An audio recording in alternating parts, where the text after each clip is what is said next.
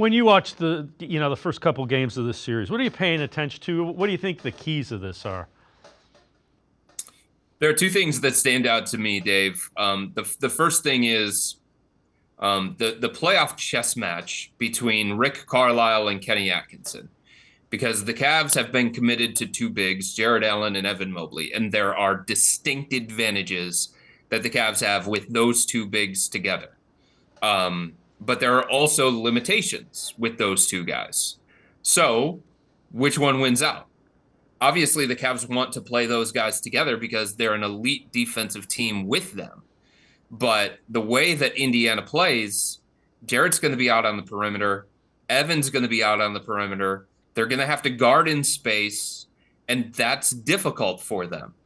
But can the Cavs neutralize that at the other end of the floor? Because they're bigger, they're stronger, they can score inside, they can get offensive rebounds and second chance opportunities. They can punish switches if that's what Indiana is going to do on the defensive end of the floor. They can score in the post or at the mid post. So that's one thing that I'm going to be looking for, is just how does that play out with the Cavs two bigs, and how much is Kenny Atkinson going to be willing to use both of those guys together? That's, again, going back to why DeAndre matters so much to this team, because if the Cavs take Jared Allen off the floor and they go with the one big of Evan Mobley, well, the four-man's going to be DeAndre Hunter. The other thing that I'm looking for, Dave, is Indiana plays a different level of fast. The Cavs want to play fast. They want to have this more modern offense, and you saw that against Miami in the first round. You saw that for 82 games in the regular season. But Indiana is a different level of fast. It's like when Ohio State was fast, and then they played against Florida, and you're like, okay, that's SEC fast. That's a different level of fast. There are levels to this sort of thing. And can the Cavs play at the kind of pace that Indy wants to play at, while also not getting fully caught up in that game? Because at the end of the day, the Cavs have to be themselves.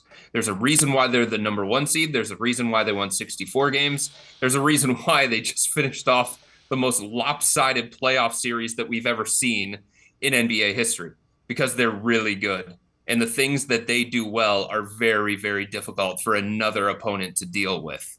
But Indy plays at a speed that the Cavs haven't felt before, that they haven't played against before, that it's going to take the Cavs some time to get adjusted to that speed. And in one of the games between Indy and Cleveland, the Cavs got caught up in that, and they kind of lost their own identity. They started jacking shots early, and they just couldn't play Indiana's style to the level, while also being able to match Indiana's pace. Not an easy thing to do.